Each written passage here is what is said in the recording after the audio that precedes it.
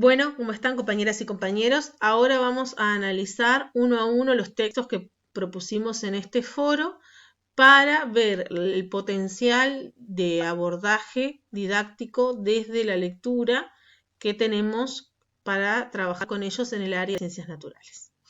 Lorena va a empezar con el texto de La Luz que corresponde al cuento ¿Quién corre conmigo?, que está presente en el CLE de tercer año.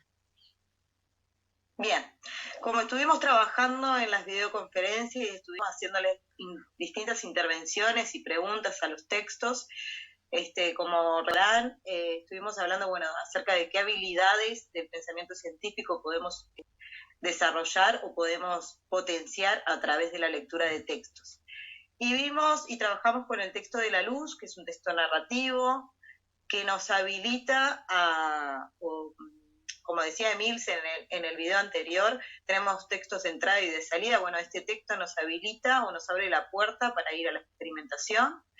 En el texto ¿Quién corre conmigo?, allí el abuelo pone unas preguntas y el pequeño responde, pero además hicimos la lectura de la imagen. ¿Se acuerdan que dijimos? La imagen en ciencias naturales cobra un significado, un sentido bien diferente que en lengua, por ejemplo. La imagen por sí sola, a través del lector, de la lectura que hace, de su conocimiento y además de la información que allí aparece, va creando estructuras de pensamiento y va creando estructuras de significados, que solamente tienen una lectura, ¿no?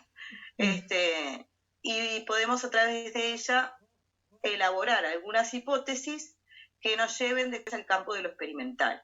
Allí aparecían, por ejemplo, cuestiones que tenían con la forma, con el tamaño, con el color de la sombra, y justamente lo hablábamos con Emilce y con ustedes en la videoconferencia.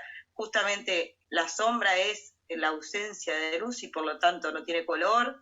Bueno, trabajar esas cuestiones que tienen que ver con conocimiento científico y con aspectos que hacen a la luz y a su relación con los objetos, es uno de los objetivos de la lectura de, por ejemplo, estas imágenes o estos textos. Impecable. Recordemos lo importante que es poder recuperar datos que se transformen en evidencias al momento de trabajar la lectura en ciencias. En este caso, interrogar la imagen implica reconocer una gran cantidad de variables que están implicadas en el proceso de conocimiento y de caracterización de lo que es la sombra. Además, obviamente, de que habilita a salir y después volver y poder intervenir ese texto. O sea, no solamente realizar la lectura en una etapa inicial disparadora, sino que nos permite volver y, como planteaban hoy algunos compañeros, cuestionarse, bueno, ¿dónde puede estar la fuente de luz? ¿Por qué la sombra se proyecta de esa manera? ¿Dónde se proyecta la sombra? Y con los insumos de esa actividad experimental de carácter exploratoria que pueden hacer inicialmente y que después puede estar más orientada por una definición de variables y de mediciones y de control de variables, de manera progresiva pueden ir construyendo la idea de qué es una sombra y cómo se forma y qué características o atributos tiene en ese proceso de indagación donde se puede entrar y salir permanentemente de este texto. Luego teníamos el texto de las mezclas. En el texto de las mezclas se planteó la importancia que adquiere la lectura de la imagen.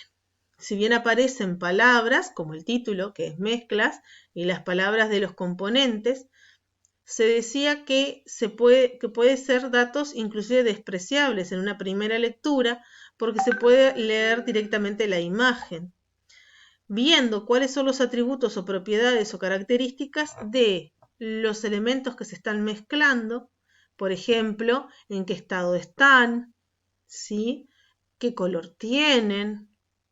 ¿Qué forma tienen? Si la mezcla que se forma tiene las mismas características, ¿sí? En el caso de las mezclas homogéneas, o los elementos conservan sus propiedades iniciales, si se puede volver a separar, y esa pregunta es una invitación a la salida del texto para poder ir y experimentar lo que hablábamos en la primera instancia. Acá decir, bueno, si nosotros mezclamos dos elementos, ¿cuáles pueden ser los resultados posibles?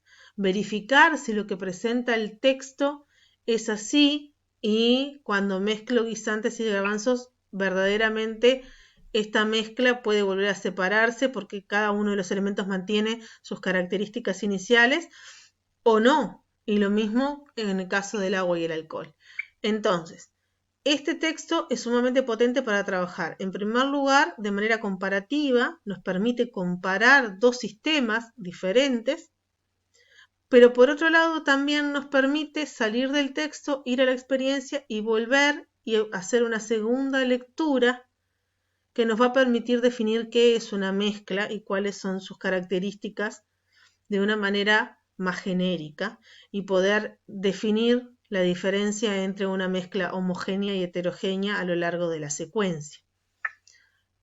Luego tenemos los textos como el del lobo, que son textos más enciclopédicos, que traen más cantidad de información, pero que además están acompañados también de imágenes. Hoy discutíamos con algunos compañeros, de la extensión de los textos, y que a veces resulta un poco difícil trabajar en las clases chicas por la extensión misma de los textos. Y entonces decíamos que en realidad podíamos regresar al texto las veces que quieramos y trabajar diferentes aspectos de él.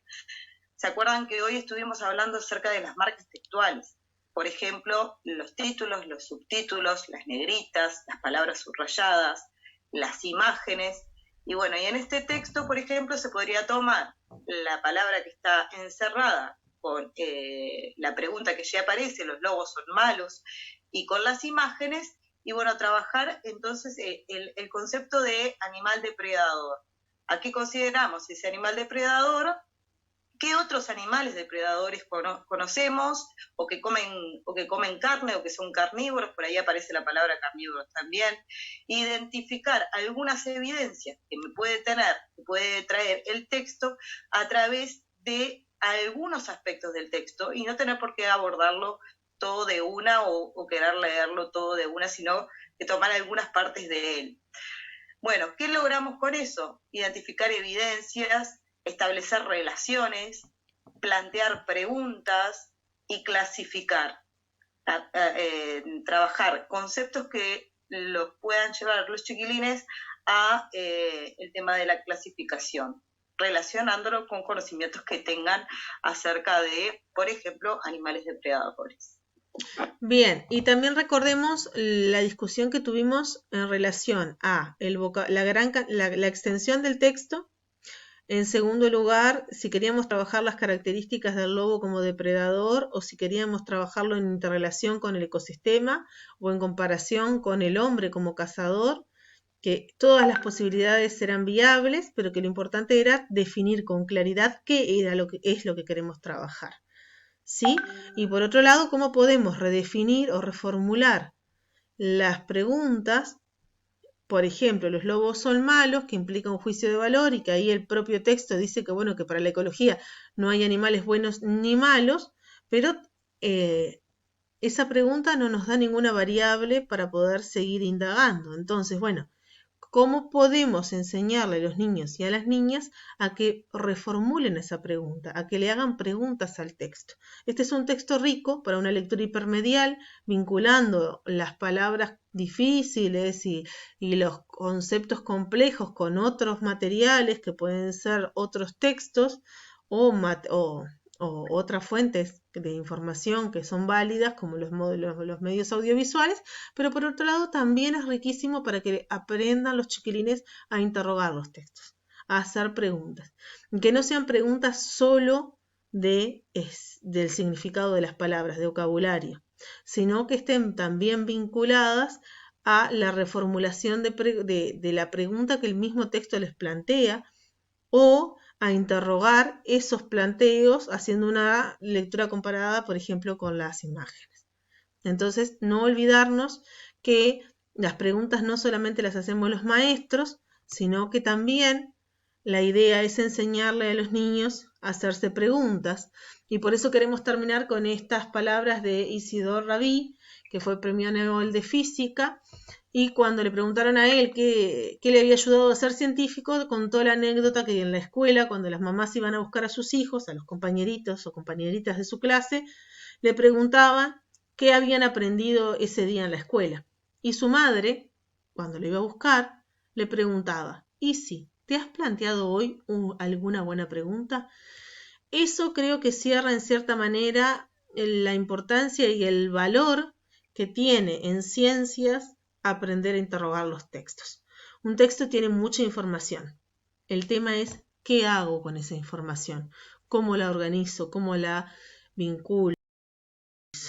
Entonces, como nos plantea esta viñeta, por más que tengamos muchos libros y que muchos textos y que sean textos reales y que sean textos potentes, si nosotros no logramos imaginarnos las preguntas, no van a haber respuestas que se desprendan de ellos. Así que, bueno, vamos a tener un desafío doble que en cierta manera es pensar en propuestas didácticas que sean motivadoras, que impliquen hacer ciencia, pero que además nos inviten no solamente a que nosotros formulemos buenas preguntas, sino a generar instancias donde los estudiantes aprendan a interrogar los textos. Por hoy es suficiente. Le agradecemos a ustedes que hayan participado del foro y nos despedimos.